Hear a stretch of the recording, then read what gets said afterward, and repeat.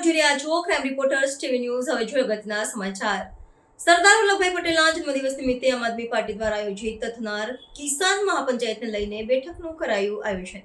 બોટાદના ખેડૂતો આંદોલનને આમ આદમી પાર્ટી આગળ વધારી રહી છે અને તેને ધ્યાનમાં રાખીને સરદાર વલ્લભભાઈ પટેલના જન્મદિવસ નિમિત્તે તારીખ 31 ઓક્ટોબરના રોજ આમ આદમી પાર્ટીએ કિસાન મહાપંચાયતનું આયોજન કર્યું છે.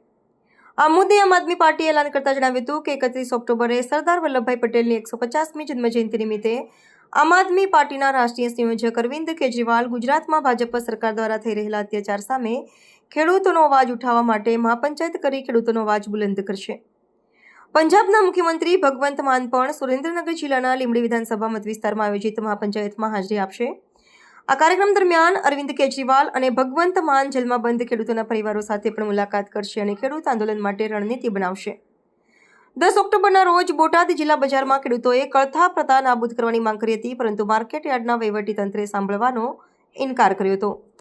શાંતિપૂર્ણ રીતે વિરોધ કરી રહેલા ખેડૂતો અને આપ ખેડૂત નેતા રાજુભાઈ કરપડા સહિત ઘણા લોકોની સવારે 3 વાગે ધરપકડ કરવામાં આવી હતી અને બજાર બંધ કરી દેવામાં આવ્યું હતું. ખેડૂતોની માંગણીઓ પૂર્ણ કરવાને બદલે ગુજરાતમાં ભાજપ સરકાર લાઠીચાર્જ, ટીયરગેસ, ખોટા એફઆઈઆર અને જેલ દ્વારા તેમના અવાજને દબાવવાનો પ્રયાસ કરી રહી છે. તેઓ મંત્રીમંડળમાં ફેરબદલ અને વિસ્તરણ કરીને લોકોને મૂર્ખ બનાવવાનો પ્રયાસ કરી રહ્યા છે, પરંતુ આવું થશે નહીં. 12 ઓક્ટોબરના રોજ બોટાદ માર્કેટ યાર્ડમાં કિસાન મહાપંચાયતની જાહેરાત કરવામાં આવી હતી, પરંતુ બજારને છાવણીમાં ફેરવી દેવામાં આવ્યું હતું.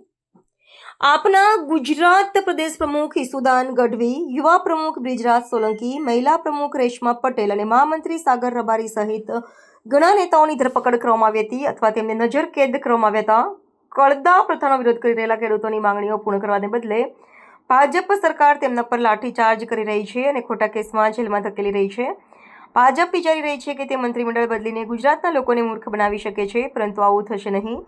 ખેડૂતોએ કળતા પ્રથા નાબૂદ ન થાય અને લઘુત્તમ ટેકાના ભાવ પર ખરીદીની ખાતરી ન મળે ત્યાં સુધી તેમનું આંદોલન ચાલુ રાખવાનો સંકલ્પ કર્યો છે.